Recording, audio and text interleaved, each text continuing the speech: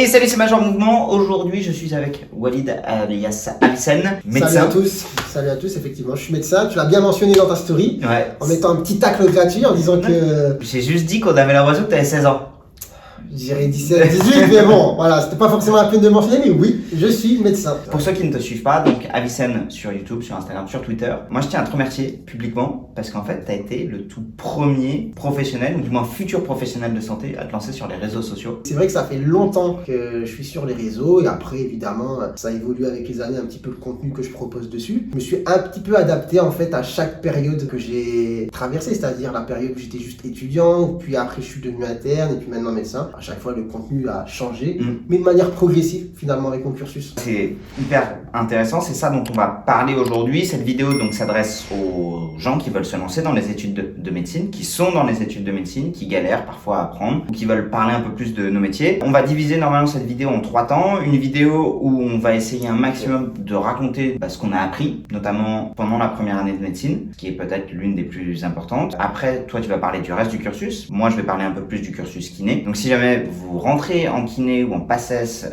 ou que vous vous lancez dans l'internat à partir du mois de septembre, je pense que cette vidéo peut vous aider. Toi d'ailleurs, tu as écrit un livre. Exactement. Je vais te le chercher, tu l'as amené en plus. Voilà, exactement, le livre. Du coup, forcément, faut mentionner aussi les autres. Je l'ai pas écrit tout seul. Je l'ai écrit avec Marine L'Orphelin, que vous connaissez sûrement, hein, donc l'ex-Miss France, mais qui est aussi interne en médecine. Et puis il y a Dr Nicolas Evrard qui nous a aidé à le rédiger. Marine, j'ai fait une vidéo normalement, je sais pas encore si elle est sortie ou si elle va sortir, où on analyse une de ses blessures du genou. Ah, bon écoute, hâte de voir ça. Donc si les gens veulent avoir un peu plus de détails, qu'ils achètent le livre. Moi je l'ai lu, j'ai trouvé que c'était hyper intéressant. Il y a un sommaire qui est hyper bien fait sur les nouvelles parcours, sur les nouvelles voies, sur ce qu'on peut faire après le bac et ainsi de suite. Mais aujourd'hui, on va raconter de manière un peu plus personnelle. On commence dans l'ordre, la première année. Comment même avant ça, comment t'as su que tu voulais être médecin? Comment j'ai su? C'est une bonne question et c'est la question que tout le monde pose finalement quand on est en médecine, etc. Comment t'as voulu faire ça? Pourquoi, etc. Il y a 2 bonnes réponses, je vais vous dire la mienne. Il y a vocation, on parle souvent de vocation et c'est vrai que dans mon cas, c'était une vocation, c'est-à-dire que depuis tout petit, je voulais faire ça et quand on me demande pourquoi, j'ai pas forcément de réponse. C'est des choses innées, depuis que t'es petit, tu te dis je vais être public, etc. Dans mon cas, c'était comme ça. Et après, en médecine, il n'y a pas que des gens qui ont une vocation innée par rapport au métier, mais des fois c'est en se cherchant un petit peu avec les années, fin de lycée, qu'est-ce qui nous correspond le mieux par rapport à nos compétences, ce qu'on aime faire, et il y en a qui se dirigent vers la médecine, et au fil des années, comme c'est un cursus assez long, au sein même du cursus, ils trouvent quelque chose de particulier qui leur correspond vraiment, ils finissent médecin, ils sont très épanouis. Donc déjà, si ça peut répondre à une question, vous inquiétez pas pour vous engager en médecine si vous n'avez pas une vocation à vous dire je veux faire ça depuis tout petit. Il y a beaucoup de gens qui entrent en médecine sans que ce soit une vocation et qui réussissent très bien et qui sont très épanouis dans ce qu'ils font. Okay. Pourquoi as-tu voulu faire kiné? Et que c'était au départ parce que je voulais faire. Moi, ce que je voulais faire, c'était chirurgien esthétique. Mais pas pour faire des nez ou des boobs. Moi, ce que je voulais, c'était faire de la chirurgie réparatrice pour les grands brûlés, pour ceux qui avaient eu des déformations d'accidents de vie. En fait, moi, ce que je voulais, c'était réparer les gens. Et ce que je voulais, c'était avoir un aspect technique. Je voulais avoir un truc dans les mains, où je voulais développer une spécialité là-dedans. J'étais pas très bon élève ni au collège ni au lycée. J'ai eu mon bac avec 11,27. C'était franchement un miracle que j'ai quelque chose à la fin de mon cursus de P1. À l'époque, nous, c'était la PCEM 1. Donc, c'était en 2005-2006. Et en fait, c'était un tronc commun. En fonction de ton classement, tu pouvais choisir soit médecine, soit kiné, dentaire ou sage-femme. Tu n'avais pas de spécialisation comme en PACES où tu pouvais choisir des cursus en amont. Nous, tu choisissais tout. Et du coup, j'ai loupé médecine de peu. Mais en fait, c'est le plus bel échec de ma vie. Parce qu'aujourd'hui, comme tu dis, parfois on a des vocations. Moi, ce que je voulais, c'était de réparer les gens, avoir une activité manuelle, c'est ça. Sûr. T'aimes pas trop quand je te tripote? Si, c'est juste que je sois surpris. C'est le concept de la chambre d'hôtel où je te tripote. Ouais. Non, ça va, t'inquiète. Et moi, c'était vraiment ça que j'avais envie de faire. Enfin, réparer les gens. Et dans mon métier de kiné, ça, je l'ai vraiment retrouvé. Et en plus, et ça, j'ai pas honte de le dire, je me suis rendu compte après que jamais j'aurais eu la capacité de travail que vous avez, vous, en médecine. Toi, t'as quel âge là, Walid? 27. 27. Tu viens de finir tes études. Je viens de finir, ouais. Et en fait, moi, a posteriori, j'ai beaucoup de copains qui ont eu médecine. Et quand j'ai vu la vie qu'ils ont eue, moi, j'ai été diplômé, j'avais 24 ans, quoi. Ouais, 24 ans, j'ai pu partir en Guadeloupe, j'ai pu bosser, j'ai rencontré ma femme là-bas, j'ai pu jouer au rugby dans tous les sens. Et à 27 ans, je gagnais déjà, enfin, c'est pas pour comparer, tu vois, mais, mais en termes de parcours de vie, moi, j'avais un vrai grand besoin d'indépendance et l'école, ça me gonflait. Et du coup, j'étais content de pouvoir être indépendant financièrement, de pouvoir être autonome. Et je pense que si j'avais fait médecine, je le cache pas, je pense que j'aurais pété un câble. Et c'est bien que tu t'en t'en parle parce que ça, c'est des notions qu'on n'a pas forcément à 17-18 ans. On se projette pas sur toutes ces questions. Et des fois, il y en a finalement qui sont un peu déçus de leur cursus après. Et moi, par exemple, c'est pas que j'étais déçu, c'est que justement, ces questions, je me les suis posées plus tard. Parce qu'en fait, en médecine, on a la possibilité de se reposer ces questions au moment où on choisit sa spécialité. Parce que forcément, il y en a qui vont être très chronophages, il y en a qui vont avoir une charge de travail énorme, il y en a qui vont pas permettre de terminer justement avant 30 ans. Donc, c'est des questions que je me suis posées à un âge, on va dire, un peu plus mature. Et moi, en tout cas, j'ai fait un choix aussi en conséquence. Là, aujourd'hui, je suis médecin généraliste. Et il y a l'aspect, j'aime ce que je fais, mon métier, mais il y a aussi l'aspect, j'ai choisi pour toutes ces questions. À quel âge je vais finir? Est-ce que j'aurai cette liberté à côté? Donc, c'est entré en compte, en tout cas, au moment du choix. On va y revenir peut-être un peu après, parce que sur ce que c'est l'internat, les spécialités dont tu parles et tout. Sur la première année de médecine, raconte-nous un peu ta première année de médecine. Alors déjà, ce qu'il faut savoir, c'est que j'en ai fait 2. Moi aussi, j'en ai fait 2. Ah ok, voilà. Comme je crois c'est 75% des gens qui doublent. Voilà. Franchement, j'ai pas le pourcentage, mais beaucoup. En tout cas, moi, je faisais partie de la part des personnes qui ont doublé. Donc, j'étais en PACES, ça s'appelait la PACES. La première année, vraiment, elle a été la première année. Très difficile parce qu'il y avait le côté transition brutale avec le lycée. Et il y avait aussi le côté un peu isolement. Moi, je m'en cache pas, j'étais quand même seul. Tu passes du lycée où t'as ta bande de copains, ta classe, etc. à une fac qui se trouve à 1 heure de transport en commun de chez toi et où tu connais personne. Et tu te retrouves 4 heures en amphi, tout seul sur un banc, à gratter. Puis des fois, quand tu veux réviser à la BU, t'es tout seul à ta table. Et quand tu fais les transports le soir, t'es tout seul à nouveau. Donc c'est vrai que c'était assez compliqué. Et elle s'est terminée de manière assez brutale dans le sens où moi, j'ai raté cette première année à 27 places, tu vois. Sur un numérus assez large. C'est-à-dire, c'est pas 27, c'est alors qu'il y en avait 100 des prix, tu vois. Il y avait 460 prix. Tu vois, je suis arrivé 490 à peu près. Donc, à 17-18 ans, ça a été violent, tu vois. Encaisser une année comme ça et terminer de cette manière. Juste petite question pour remettre les choses dans le contexte. Au bac, t'avais combien? Précisément, comme toi, t'as dit 11-27, je sais pas la virgule près, j'ai eu combien, mais j'ai eu 14, quelque chose. D'accord, donc t'étais plutôt bon élève. Ça va, ouais, j'étais pas miraculeux, mais bon. Quand t'es arrivé en P1, tu savais déjà travailler? Parce que c'est vrai que t'as parlé d'un choc brutal. Si vous êtes en première et en terminale, et que vous avez l'impression qu'à la fac, ça va être cool, vous allez pouvoir organiser votre temps de travail comme vous le souhaitez, c'est vrai. Mais il faut savoir qu'en fait, que tu le veuilles ou non, au lycée, le fait d'avoir des contrôles continus, d'avoir les profs qui te demandent tes devoirs, ça t'oblige à t'organiser. Moi, c'est quelque chose à titre personnel, je détestais ça parce qu'en fait, je m'en suis rendu compte après, même bien plus tard, 10 ans après, j'ai une très grande capacité de travail, mais quand c'est associé à une très grande autonomie. Plus on me dit, il faut que tu bosses là-dessus, plus chez moi, ça va avoir un effet contre-productif. Et plus on me laisse énormément de liberté, et plus je vais être capable de bosser parfois à des heures improbables. Hein. Je sais que je travaille mieux, typiquement de 23h à 4h du matin. Ah non, mais il y en a beaucoup comme toi. Voilà, alors que entre 14h et 17h, je ne sais pas travailler. Très difficile avec le coup de barre et tout ouais. ça. Et du coup, quand je suis arrivé en P1, je me rappelle que la première semaine, je reprenais tous les cours qu'on avait à l'écrit. Donc j'étais là en amphi, j'écoutais, je prenais mes notes. Et après, je prenais 1 heure pour réécrire. Et au bout de 3 semaines, je me suis rendu compte que j'avais tout ça, que je devais juste réécrire, que non seulement j'avais tout ça que je devais réécrire, mais que j'avais littéralement rien appris une fois que je l'ai réécrivais. Et je me suis dit, mec, il faut que tu changes de méthodologie, quoi. Et ça me fait bien marrer parce qu'au lycée, t'as des cours de méthodologie, mais c'est pas ça qu'on t'apprend. On t'apprend pas à travailler. Exactement, c'est très difficile, tu vois, la transition. Du coup, en tout cas, cette première année, elle était assez violente, mais tout à l'heure, tu parlais d'échecs, etc. Moi aussi, ça a été un très bon échec, dans le sens où ça a permis de prendre du recul, de se remettre en question et d'adopter des nouvelles techniques de travail, de savoir ce qui marche pas. Et ça, c'est quelque chose que tu gardes en toi pour toute la suite. Ouais. Par exemple, qu'est-ce que tu as trouvé, toi, qui marchait chez toi? La répétition. Voilà, quelque chose, typiquement, du coup, rester 1 heure sur un cours pour essayer de l'ingurgiter, ça marche pas. Ouais, non, en tout cas, pas chez moi. Mais juste le lire plein de fois, tu vois, de manière assez rapide, et alors ça me permet de l'avoir vu 30-40 fois et de le connaître par cœur finalement. Quelque chose que je savais pas forcément à ma première année. Donc il y a plein de petits trucs comme ça qui m'ont beaucoup servi par la suite, surtout au moment où tu vois, tu deviens externe, c'est-à-dire 4, 5, 6 années, 6e année, pardon, et t'as des gros bouquins comme ça. Tu vas pas rester 1 heure sur chaque chapitre. Tu vois, moi, ce que j'ai fait, c'est les finir très rapidement puis les relire. Et c'est comme tu les surlignais? Je surlignais. A posteriori, maintenant, avec du recul, je me dis, ça servait pas à grand chose.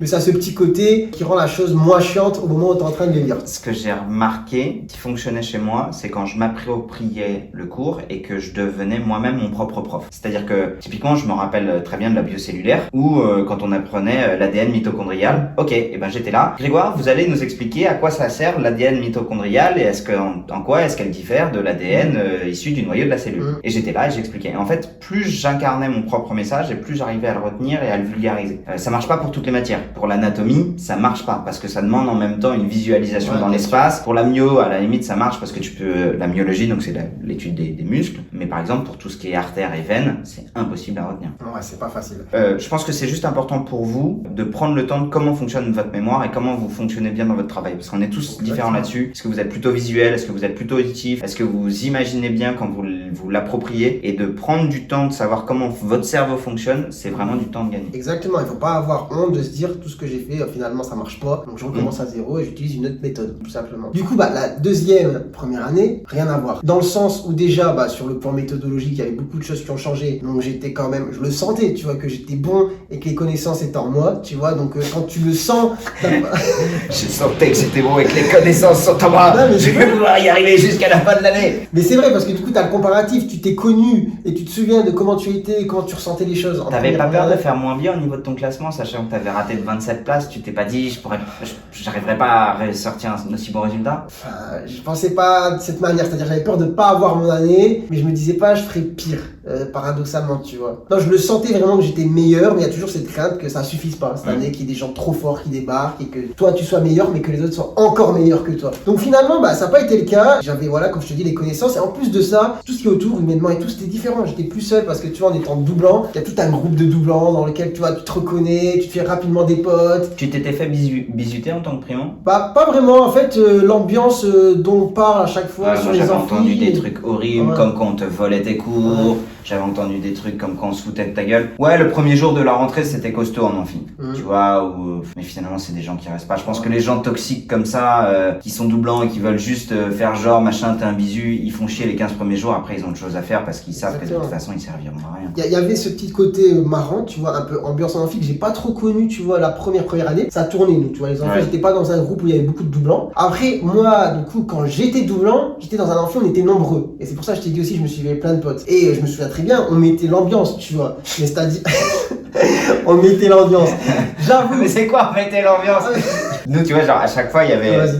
Alors, c'est très misogyne, quand même, on va pas se mentir. Je sais pas si vous, c'était très. C'est très indéfendant ce que tu vas dire. Nous, à chaque fois qu'il y avait principalement une femme qui passait, il y avait des mecs au fond qui gueulaient tes poumons. Tes poumons? Ah, ok, non, je l'ai pas fait celle-là. Ah, moi, j'ai pas fait ça. Ouais, je l'ai pas fait.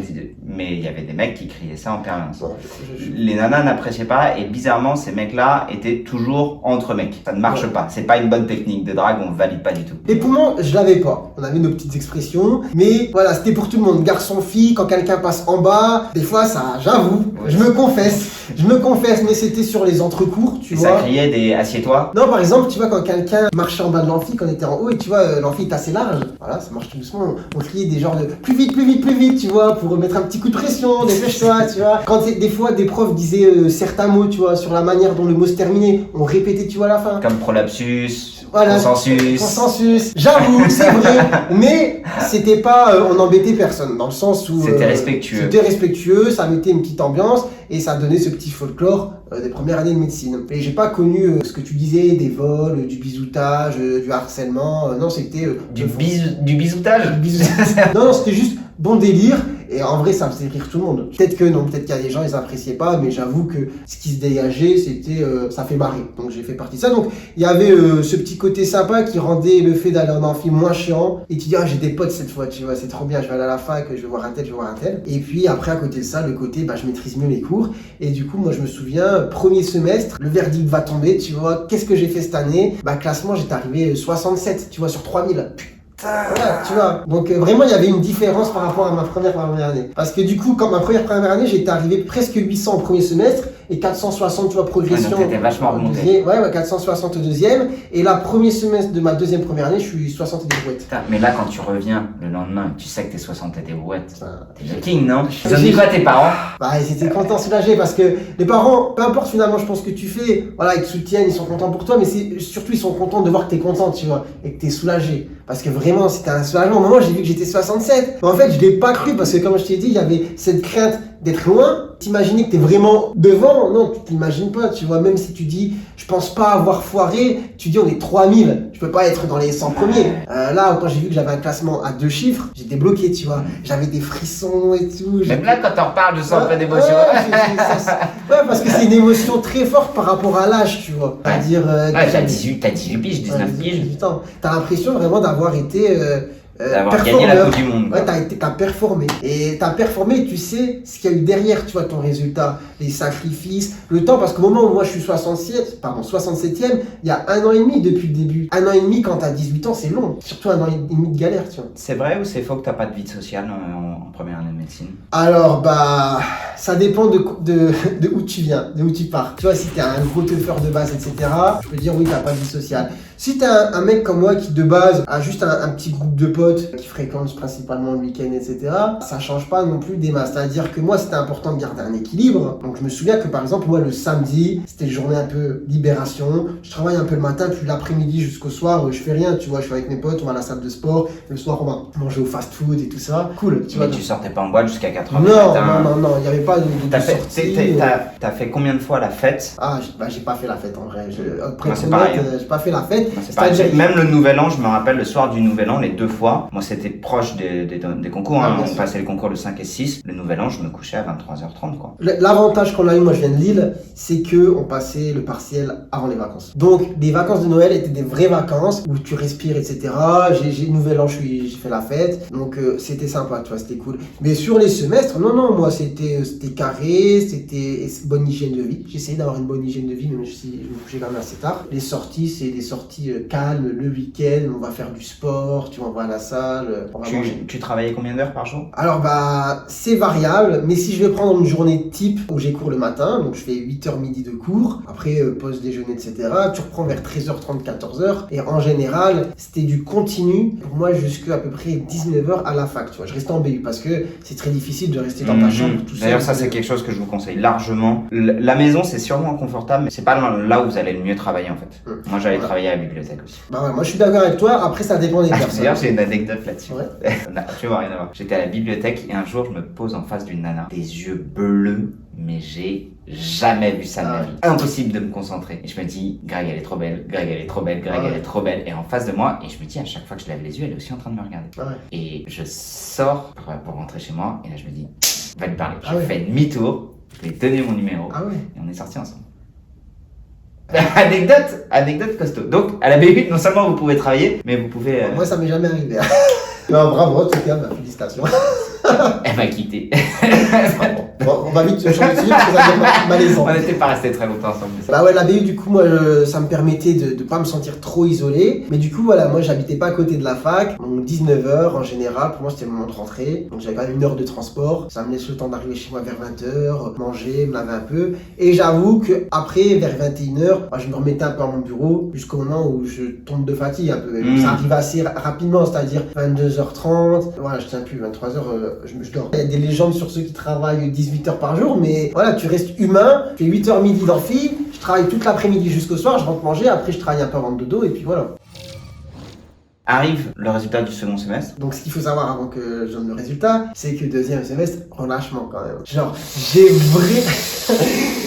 vraiment... Non mais en fait... Trop de confiance. Le 67, ça t'a... Eh ben, sache que c'est pas une histoire de confiance parce que justement, après, malgré ce classement, j'avais peur de pas être pris. Mais j'avais trop donné, tu vois, au premier. Et j'étais épuisé physiquement, psychiquement. Et c'était impossible pour moi de fournir l'effort que j'avais donné au premier semestre. Mais je m'en voulais, tu vois, mais j'arrivais plus, tu vois, des fois à travailler. J'étais fatigué. Et du coup, j'ai bossé moins bien. Après, voilà, j'ai quand même mon année. J'ai pas perdu 4000 places, mais j'ai perdu une centaine de places. Ça reste raisonnable et je suis arrivé 170, 180 à la fin. Mais voilà, j'ai vraiment donné à fond sur le début pour être entre guillemets tranquille, sans prévoir qu'après je n'arrivais pas à continuer. Mais ouais, j'ai eu un peu une panne, tu vois. Je partage aussi mon expérience, même si moi, pour le coup, ça a été un échec. Moi, la première année, j'avais fini... Donc nous, on était 2500. Première année, j'avais fini 900 à la fin de la première année. J'étais assez satisfait d'être dans ce que je considérais être le premier tiers parce que franchement, je pensais être pas bon, tu vois. Et surtout, en fait, toute la première année, j'ai appris à travailler. J'ai appris ma méthodologie de travail. Il y a un autre truc, moi, que j'ai fait. Alors, je vous le dis, mais c'est pas quelque chose que je vous recommande de faire. C'est que pour le coup, je savais qu'il fallait que je compte sur la chance parce que je n'avais pas la capacité de travail d'être bon sur toutes les matières. Et il y avait des matières où j'ai vraiment considéré que j'allais être en échec. Je me rappelle très bien l'anatomie, la biophysique. Coup de bol, c'était des matières à faible coefficient. Et les matières où je me sentais beaucoup plus en force, la biologie et la SHS, donc l'éthique,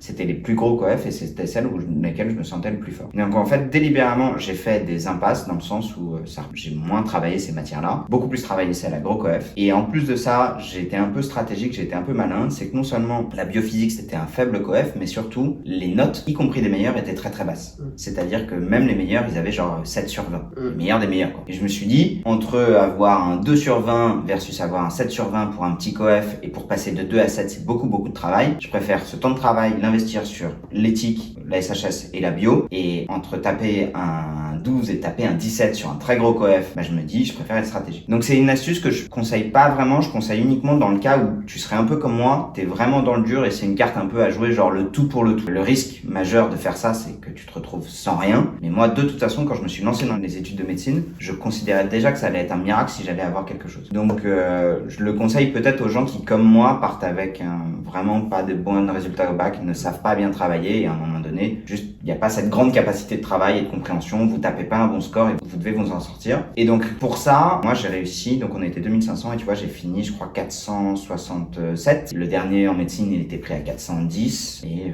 le dernier en dentaire il a fini 466. Donc j'ai loupé de dentaire d'une fois mais c'est la meilleure chose qui me soit arrivée. Dentaire je me serais pas du tout vu faire. J'ai beaucoup de respect pour les dentistes mais pour le coup moi j'aime trop parler avec les gens et quand les gens ils ont des outils dans la bouche je peux pas trop discuter avec eux. Et du coup j'ai été le premier prix en kiné dans ma fac. Donc j'espère que ces conseils vous auront aidé. Vous avez vu deux parcours, peut-être un peu, je dirais plus différent, tout ça. Différent. Peut-être avec des plus grandes capacités de travail ou de compréhension, ou quelqu'un peut-être un peu plus à l'arrache comme moi, mais mine de rien, tu fais avec tes forces. Je pense que ce qui est important là-dedans, comme tu l'as dit, ça a été dur, même toi, tu as eu un coup de mou, d'être honnête avec soi-même, de savoir quels sont tes points forts, quels sont tes points faibles, d'accepter et tes points forts et tes points faibles. Mais moi, je dis toujours, misez sur vos points forts plutôt que d'essayer en permanence de combler vos points faibles, parce que ça va vous demander beaucoup plus d'énergie. La suite du cursus, est-ce que tu penses que... Bon là, la vidéo va être assez longue. Est-ce que tu penses que c'est pertinent qu'on parle pour les deuxième, troisième, quatrième, cinquième années? Deuxième, troisième année, inutile. C'est des années de, on va dire, de fac, comme on peut trouver ça ailleurs. Il n'y a pas forcément de stage dans toutes les facs en deuxième et troisième année. Des cours en amphi auxquels tu n'es même pas obligé d'assister, comme dans n'importe quelle fac. Tu vois, il y a les cours un peu qui circulent. Et puis des examens en décembre, janvier, en juin, mai, des partiels, des notes, si tu es en dessous de la moyenne, des rattrapages.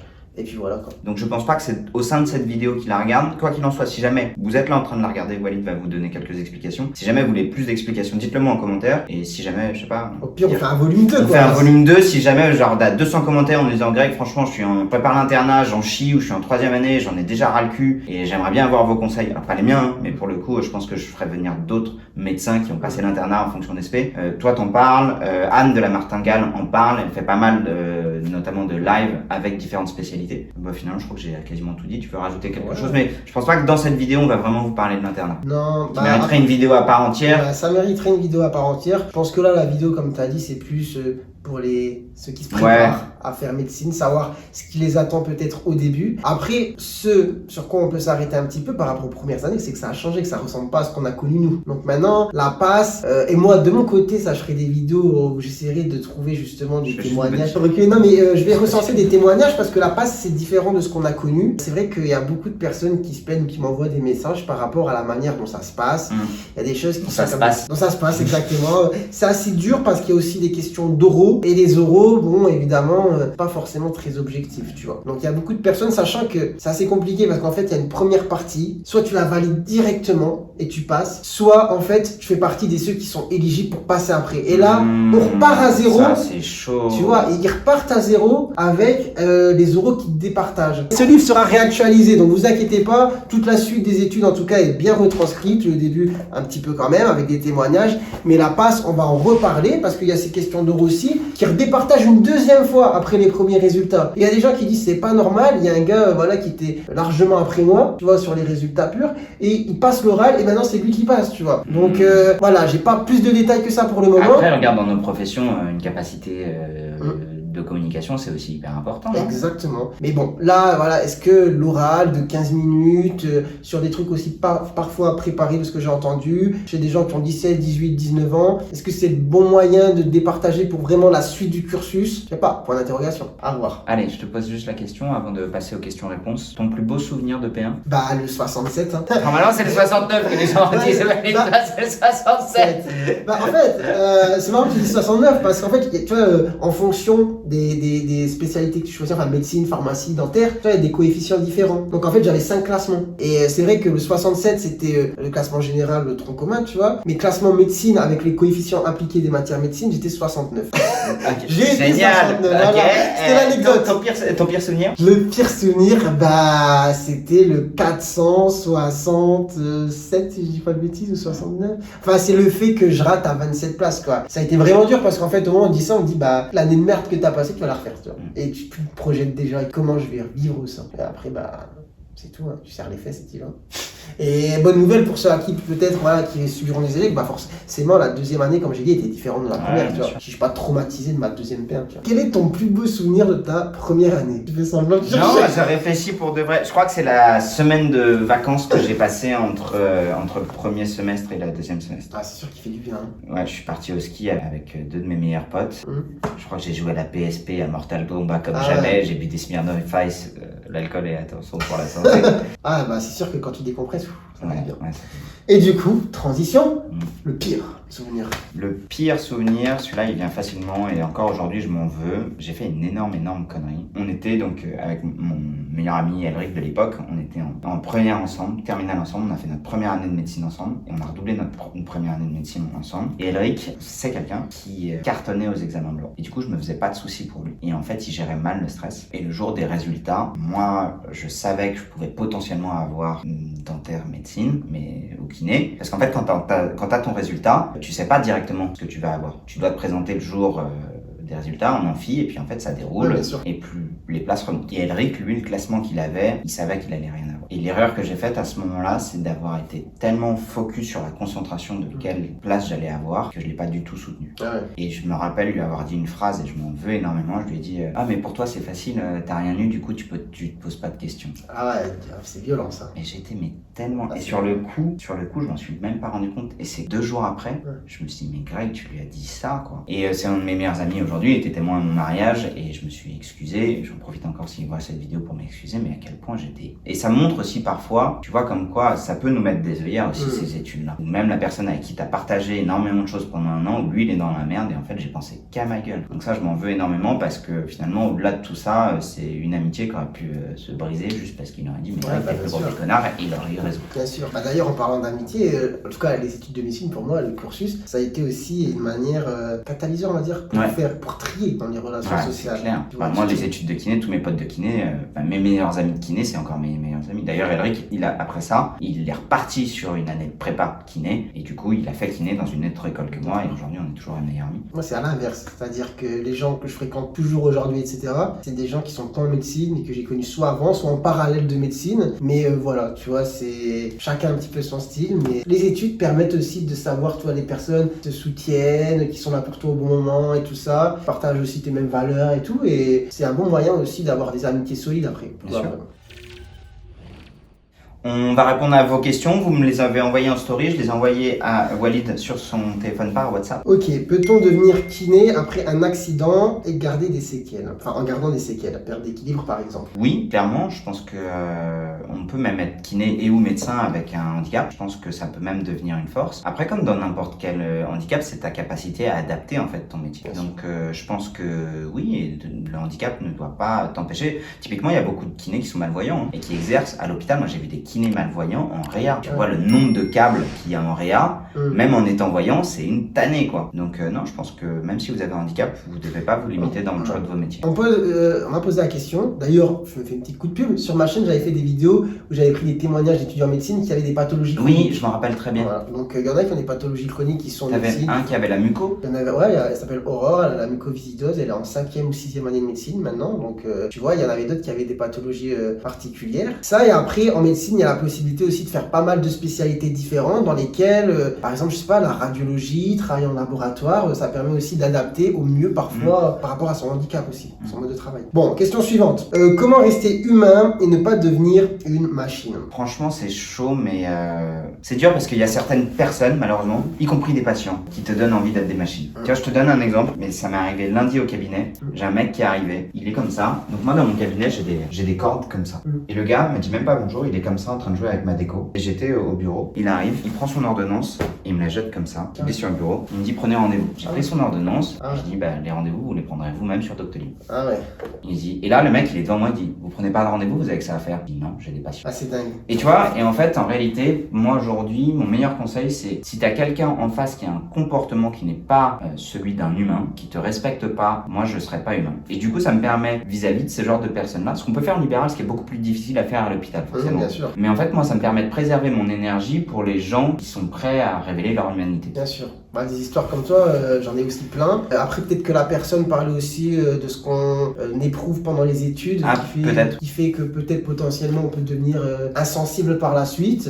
Pas de bonne réponse, en tout cas, moi je pense que c'est chacun son tempérament, sa personnalité, sa manière d'encaisser. Il y en a peut-être qui deviennent aussi des machines pour justement se protéger de la pression, du stress, de la charge de travail, de ce genre de comportement. Il y en a en tout cas, par exemple, dans mon cas où j'essaie de moduler, d'adapter au cas par cas, tu vois, pour pas justement me fermer directement. Après, on est humain aussi, hein. Il y a des fois c'est nécessaire de se fermer, il y a des fois où tu peux te livrer. Mais... Et après ça évolue, c'est-à-dire tu peux te comporter de telle manière à l'instant T, 2 ans plus tard, c'est différent. Tu vois. Tout dépend de tes expériences, ce que tu vis, ce qui se passe pour toi. Donc voilà. Question suivante. Je rentre l'année prochaine en passe et je m'inquiète des redoublements exceptionnels des anciens passes. Là, elle me pose un peu une colle. L'histoire des redoublements, ça posait problème au moment de la transition, parce que forcément il y en a qui ont connu PACES qui redoublent et qui se retrouvent dans la même année que les passes. Donc il y avait un peu de numérus dans chaque fac et tout. Aujourd'hui, ça y est, maintenant on va entrer dans la 2e année officielle de la passe. Donc ils n'étaient pas censés redoubler. Donc chaque année en passe, normalement on est censé avoir des tout nouveaux. Voilà. Et après il y a des cursus un peu parallèles que vous découvrirez dans mon livre pour accéder justement à la 2e année, mais en passe normalement on n'est pas censé redoubler. Il n'y a plus de redoublement en passe? Non, il n'y a plus de redoublement. T'as qu'une seule possibilité de réussir à passer? Qu'une seule possibilité. Bah, après, si tout le monde n'a qu'une seule chance, c'est légitime. C'est vrai que ce qu'il y avait qui était chaud, c'est que finalement, comme c'était un concours, ceux qui redoublaient avaient plus de chance parce qu'ils bossaient plus. Mais là, finalement, après, ça permet de faire en sorte que les étudiants ne perdent pas 2 ans à essayer de passer le concours et au moins ils perdent qu'une année s'ils sont pas pris. En fait, c'est le but de la passe, c'est-à-dire soit tu l'as, soit tu la rates, mais en validant d'autres matières qu'on appelle des mineurs et qui te permettent d'embrayer directement sur une 2e année dans une autre fac, dans une autre licence. Tiens. Ah, dans une autre licence. Tu vois, c'est-à-dire, enfin ouais, dans une autre licence, c'est-à-dire je sais pas, tu prends des, j'en sais rien. Tu prends une mineure en biologie et puis finalement tu vas faire une licence de bio. Voilà, au lieu d'entrer en première année de bio, t'entres en 2e année. Tu vois. Et après, en 2e année de sa fac de bio, tu peux retenter la passe en prenant, tu vois, des mineurs santé, médecine et tout ça. Et si tu les valides en ayant validé ton année, que t'as un super dossier et tout, bah à la fin, tu repostules à la 2e année de médecine. Tu vois, avec toujours des histoires d'oraux et tout ça. Et tu peux refaire ça en 3e année de licence aussi, retenter ta chance,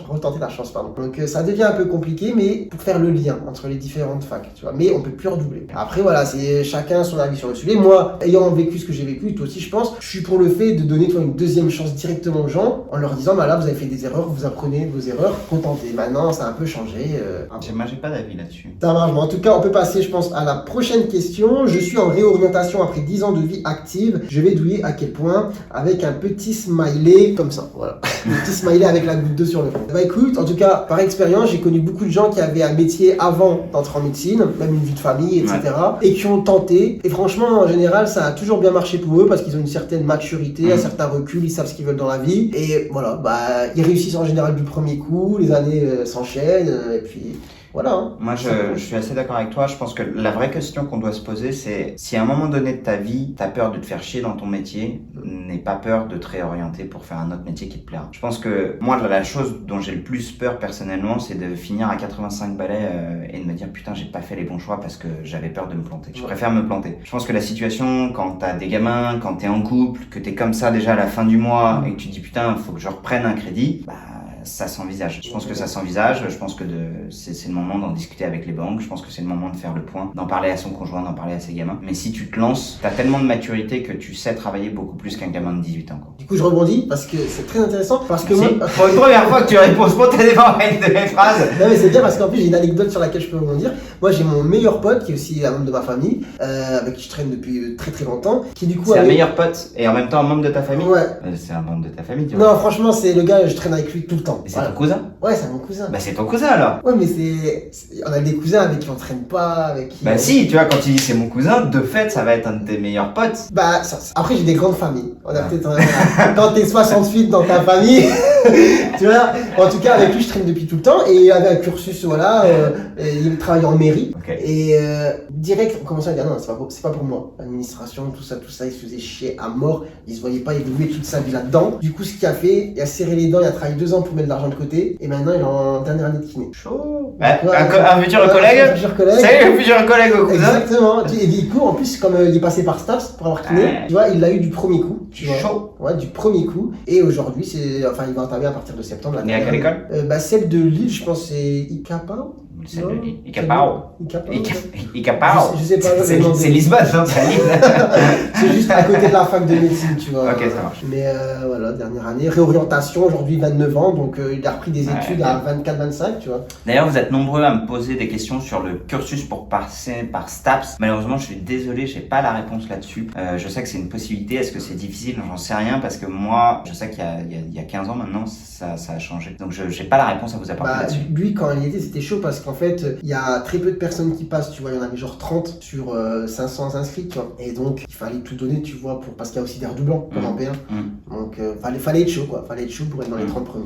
Après, de manière générale, si vous avez des questions comme ça, je pense que sur Internet, en cherchant un Bien peu, sûr. franchement, tu trouves quoi. Question suivante. Ça rejoint celle-là. Raisonnable de tenter médecine après infirmière à plus de 30 ans. Si oui. t'as envie de changer, oui, Bah, change. oui, Hein. change. Franchement, 30 ans, 40 ans, c'est jeune, quoi. En plus, maintenant, il y a les passerelles. Donc, Bien sûr. je ferai peut-être une vidéo d'ailleurs sur les passerelles, mais il y a des moyens d'entrer en médecine.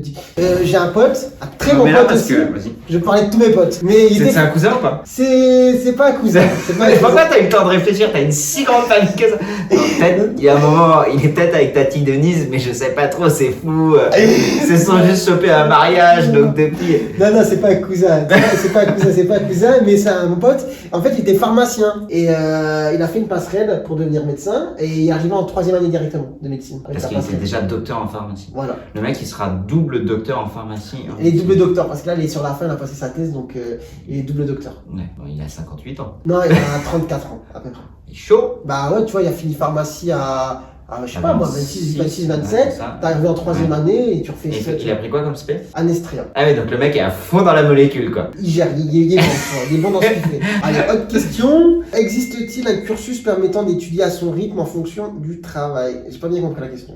Je pense que la réponse est non. Ok. Un truc d'étudier à son rythme en fonction du travail, non. Genre, tu fais ta première année en 5 ans parce qu'en même temps, t'es assistante ok. maternelle. Non, je crois pas. Alors, ça, c'est une question pour toi. Faudra pas faire de langue de bois. Peut-on bien gagner sa vie en faisant que des actes kinés dans les règles sans faire plus de 40 heures par semaine? Non. Non, à 16,13 € pour bien faire dans les règles, donc à savoir prendre un patient par demi-heure, non. Donc le salaire moyen pour un kiné, je crois qu'il est de 2000 € brut. Donc tu peux dire ouais c'est bien, mais c'est quand tu bosses 60 heures par semaine. Donc clairement on est largement sous-payé, c'est un énorme scandale.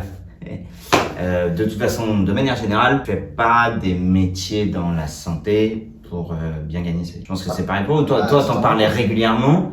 Le cliché du médecin ou du kiné qui roule en Porsche et machin, c'est faux, c'est complètement révolu. Bah moi je remplace en médecine de ville là, tu peux très bien gagner, mais si tu travailles comme un taré, quoi. Ouais, c'est du ça. matin au soir, du lundi au vendredi. Si tu veux un confort de vie et travailler d'une manière plus légère, bon tu manqueras de rien je pense dans ta vie, mais tu rouleras pas en Porsche, tu vois. Donc voilà, question suivante. Est-ce qu'on doit retenir tous les cours que l'on apprend? Enfin, pour le jour de l'examen, c'est mieux, mais après, t'en oublies beaucoup. Ouais, bien sûr. Après, voilà, faut faire le tri dans ce qui t'est utile, etc. Et il faut aussi, c'est pour ça qu'il y a beaucoup de spécialités. Je pense que même en kiné, il y a des gens qui sont spécialisés dans leur domaine, tu Ah vois. bah oui, moi je fais plein de vidéos avec d'autres kinés quand ils me parlent de leur métier, mais non, c'est sur les lieux de stage en fait où t'apprends vraiment. T'apprends en stage, après tu te spécialises parfois dans un domaine, de domaine tu maîtrises moins, non. Tu peux demander aux gens de t'aider, d'avoir des avis. Alors, aviez-vous déjà pensé pensé à arrêter vos études au vu de la difficulté de ces dernières? Moi non. Moi c'était court aussi. Ouais, c'est vrai que c'était long. On va dire, franchement, j'ai pas pensé à arrêter parce que je me voyais pas faire autre chose, d'accord? Mais il y a des moments, j'en avais marre, tu vois, je voulais que ça s'arrête. Sans vouloir arrêter, je voulais que ça s'arrête, tout simplement. Moi, c'était l'inverse. Il y a plusieurs fois où j'avais marre de l'école et j'avais hâte dans mon métier. Je pense que j'ai toujours eu le même problème, c'est quand je suis dans un truc dans lequel je me sens pas bien, je m'emmerde, mais j'ai toujours l'idée de me dire, ok, à partir de ce truc-là, je vois comment moi je vais pouvoir le façonner pour que ça me convienne. Donc en fait, j'avais pas envie d'arrêter l'école parce que je savais que le métier que j'allais faire plus tard, j'allais pouvoir le mettre à ma sauce, à mes règles et que le métier me plairait. D'accord. Mais ça m'est déjà arrivé d'être sur des lieux de stage, de voir des kinés, me dire putain, mais jamais je ferai son métier quoi. Ouais. Tu vois, je suis allé dans des centres de rééducation, je voyais les kinés, ils étaient comme ça sur les barres parallèles. Allez, madame Michu, encore un aller-retour. Je me dis, mais c'est quoi ce métier-là, tu vois? Ouais, je comprends tout à fait. Est-ce que les cours sont difficiles? Ça dépend, hein. Chacun a ses facilités dans une matière, difficultés dans une autre. Après, il n'y a pas de bonne réponse, mauvaise réponse, mais c'est sûr que c'est pas du niveau CM1. Ouais, oui, enfin, si tu vois, il y a des cours quand même, en termes de connaissances, c'est chaud. Ouais, bien sûr. Tu vois, la chimie organique, tu l'inventes pas comme ça, quoi. Exactement. Ouais, non, il y a des matières qui sont difficiles, d'autres plus simples. Mais après, en général, tout le monde galère sur les mêmes matières, et quand c'est facile pour tout le monde, globalement. En fait, quand c'est difficile pour tout le monde. Ouais, c'est vrai, sauf pour les... Oui, t'as une ultra minorité de gens, bah, Exactement. c'est des tronches. Question plus pour toi, conseilles-tu de faire des stages de kiné en milieu hospitalier ou plutôt en cabinet? Bah, de toute façon, c'est obligatoire de faire les deux. À titre personnel, c'est le plus gros souci des formations de kiné, c'est que 95% des kinés bossent en libéral. Donc c'est vrai que je vois pas tellement l'intérêt de faire 70% des stages à l'hôpital ou en centre de rééducation. C'est que c'est pas pertinent par rapport à la pratique qu'on aura demain. Et ben, je pense à la même chose en médecine. J'ai pas les pourcentages, mais je pense qu'on doit être 50-50 pour les médecins. La moitié sont en ville, la moitié à l'hôpital. Et on passe tout notre cursus à l'hôpital. Et quand tu débarques comme moi après les études en ville, ça fait un choc, hein? Ah, ça fait un choc, hein. Ça fait un choc. Parce que l'exercice à l'hôpital n'a rien à voir avec l'exercice de ville. Donc moi en médecine générale j'ai la chance parce que pendant l'internat on a des semestres en ville, mais sur l'ensemble du cursus que j'ai passé, c'est un petit pourcentage. Donc c'est vrai, en plus que ce soit n'importe quelle spécialité, hein, cardiologue, gastro et tout ça, la plupart aussi travaillent en ville, donc je pense que c'est bien pour eux d'y faire des stages, mais forcément c'est pas encore le cas partout. Autre question, quelle est la meilleure technique d'apprentissage pour ce type d'études? Elle dépend de chacun de nous, mais de prendre le temps de savoir si, ouais, comme je l'ai déjà dit, si t'as une mémoire qui est plutôt auditive, si t'as plutôt une mémoire qui est visuelle, et du coup si c'est auditif, c'est réécouter avec la voix, si c'est visuel, c'est organiser tes cours pour qu'il y ait vraiment des points clés où ton œil t'accroche, si c'est comme moi, ou si c'est plutôt l'appropriation et réciter les trucs, si c'est le par cœur, je pense que c'est... Je parlais de répétition aussi, tu vois, moi c'était beaucoup la répétition, lire plein de fois le même truc, mais rapidement, tu vois, tu le lis, et... En tout cas, tout essayer et ça vaut le coup. Tu perds pas ton temps si genre pendant 3, 4, 5, 6 jours, 3 mois, t'essaies de voir comment est-ce que tu retiens mieux les informations. Comment garder la motivation au cours de la 10e année? Bon bah moi la 10e année j'ai fini, hein. J'ai fait 10 ans, 10 ans c'était long, mais quand les 10 ans se sont finis, j'avais terminé. Après, il y a d'autres spécialités pour qui ça continue encore, mais je pense que quand on a un peu moins, faut te dire aussi pourquoi je fais ça, tu vois. Et si t'arrives à te projeter comme toi sur j'ai envie de finir et faire ce que je fais, tu t'accroches, quoi. Tu dis frère, je tiens le coup, à la fin j'aurai le métier que je veux faire. Vaut-il mieux vivre seul ou chez ses parents pour la première année de médecine? C'est une bonne question. On en parle dans les livres parce que deux parcours différents, par exemple avec Marine, elle était en appart, moi j'étais chez mes parents, on partage un petit peu nos expériences, en fait il n'y a pas de bonne réponse, tu vois. Ça dépend vraiment des gens, quoi, tu vois. Moi en appartement tout seul dans une année difficile comme ça, je me serais senti mais plus seul au monde de la planète, et j'aurais déprimé je pense, donc j'étais bien content d'être chez la famille. Et il y en a qui préfèrent avoir ce côté où on me casse pas la tête, je fais ce que je veux, je m'organise à ma manière, voilà, ça dépend des personnes. Moi j'étais chez ma mère et comme mon frère lui avait déjà fait une prépa HEC, elle savait ce que c'était en fait d'avoir un fils qui passe son temps à bosser, et du coup franchement elle nous a vachement aidé là-dessus, où elle intervenait que quand on avait besoin qu'elle intervienne, mais sinon on avait à manger en permanence, les lessives étaient faites. C'est quelque chose dont tu te rends pas compte une fois que t'es adulte, mais en fait d'avoir quelqu'un qui te fait à manger, qui te fait tes lessives, qui vide le lave-vaisselle, qui t'aide à ranger ta chambre, c'est pas négligeable quand même. Voilà, donc gros big up aux mamans. Aux mamans. Comment gérer le stress face aux examens, en médecine ou en kiné? Franchement, je peux vous donner 2 réponses, après je te laisse répondre. Vas-y. Assez paradoxalement, je dirais que le meilleur moyen de gérer le stress, c'est d'y être confronté de manière régulière. C'est triste à dire. Un peu comme un vaccin, sujet touchy du vaccin. Mais cependant, moi, ce qui m'a énormément aidé par rapport aux enjeux d'être prêt sur une date pour un examen, ça a été la compétition sportive. De déjà sentir quand t'as les jambes qui flagellent, que t'as envie de pisser, que t'as envie de chier, que t'arrives pas à dormir avant une échéance. En fait, plus tu l'as vécu en amont pour le sport, et t'as pas besoin de faire des finales de championnat de France, tu vois, c'est juste avoir une date où tu dois être prêt. Et plus je l'ai vécu, plus j'ai été confronté, et plus j'étais à l'aise là-dessus, et du coup, de me dire, ok, pour telle date, la veille, tu te couches tôt, tu arrêtes de bosser, ou même tu bosses même pas la veille, juste le temps de consolider, tu fais complètement autre chose, tu te vides le cerveau, je pense pas nécessairement ça. Moi, je sais que je stresse beaucoup plus finalement pour les résultats que pour l'épreuve en elle-même. Et ça, c'est la première partie de ma réponse de l'époque, et maintenant, pour être très franc, sur Major Mouvement, j'ai déjà eu l'occasion d'avoir des gros pics de stress. Quand je suis passé en direct sur le quotidien, bah t'as fait aussi quotidien? J'ai fait quotidien aussi. Ouais, c'était stressant, hein. Ou quand je suis passé Il y avait sur... du public, toi? Non, moi il n'y avait pas de public aussi. Ouais. Bon, ça restait quand même stressant, mais wow. C'était la première grosse télé, et là où j'ai le plus stressé, c'est quand j'ai fait le JT de France 2 en direct. Ah ouais. D'ailleurs, j'avais fait une vidéo. Là, j'ai stressé, mais en fait, c'était une autre forme de stress parce que pour le coup, j'ai 33 ans, j'ai déjà connu plein d'échecs, et comme je vous l'ai dit, finalement, plus t'es confronté à des zones de stress, et parfois tu te plantes et parfois tu réussis, finalement, ça se tasse, et j'ai abordé ce stress et ça s'est transformé en énergie positive. Parce que je sais que, au pire, tu te foires. Ouais. Voilà, j'ai pas de bonne réponse à apporter, mais si je devais en donner une, c'est ça, moi je suis, on va dire, un relativisateur. Ouais, pareil en fait. Je me fait. dis au pire, voilà. Au pire, tu te foires, et que je crois pas au destin, ça je pense que chacun a sa croyance là-dessus, mais te dire de toute façon, la vie en a décidé ainsi et tu reconstruiras d'une autre manière, juste c'est pas celle que tu avais prévue. En fait, avec beaucoup de philosophie, je trouve que le stress ça permet vraiment de diminuer. Non, c'est la prochaine question qui me fait. Ah mais non, j'ai cru que c'était pas explication. Ok, avec ce fou ouvertement de ma gueule. Non, il y a une question, bon, on connaît la réponse. Je veux être médecin, mais pas faire les études, comment on fait? Voilà. Oh, alerte au Google! Alerte au Google, les enfants! Tu fais pas, tout simplement. Tu fais pas, c'est juste pas possible. Mais cela dit, parfois, cette question, moi, on me la pose souvent. Ah ouais. Je veux être kiné, mais je veux pas passer par les études. C'est comme de dire, je veux conduire une voiture, mais je veux pas le permis de conduire. Ah ouais, c'est juste pas possible. Est-ce que je te laisse le mot de la fin? Le mot de la fin, du coup, si vous me connaissez pas, je suis enchanté de faire votre connaissance, hein, même si on se voit pas directement. Il y a la moitié des gens qui sont de ta famille et qui sont là. C'était très cool, on a passé un bon moment, hein, on a appris, même l'un de l'autre, on a appris des choses sur l'un et l'autre. Pour ceux qui veulent faire des études en santé, en médecine, j'ai qu'une chose à dire, c'est de pas trop vous poser de questions, est-ce que je peux le pas faire, est-ce que je peux le faire? Voilà, c'est juste, est-ce que j'ai envie de le faire? Si vous avez envie de le faire, vous tentez, et après vous voyez. Sachant que si vous tentez et vous vous donnez à fond pour réussir, et après, vous voyez ce qu'il en est, d'accord? Sachant que, comme Grégoire l'a dit tout à l'heure, il parlait des échecs, etc. Des fois, un échec, c'est quelque chose de très bien, sur lequel tu peux rebondir et enchaîner sur quelque chose de très positif par la suite. Donc, ouais, pas de mauvais échecs, si vous savez vous relever et rebondir d'une bonne manière juste après. Du coup, tentez, si vous voulez, et sachez que ce soit médecin, kiné ou autre profession de santé, je pense qu'on fait de super métiers, très utiles, et je pense que en tout cas, moi, de mon côté, chaque soir, quand je rentre après une journée bien éprouvante, je me dis, franchement, aujourd'hui, je pense avoir été utile, tu vois, et avoir servi la nation. D'ailleurs, à ce titre, engagez-vous. Voilà, non, franchement, j'ai pas grand-chose de plus à dire. Merci d'avoir écouté. Peut-être à bientôt, qui sait, pour une nouvelle vidéo avec Greg. Salut à tous. Salut et à bon tous. courage. Ciao. Ciao.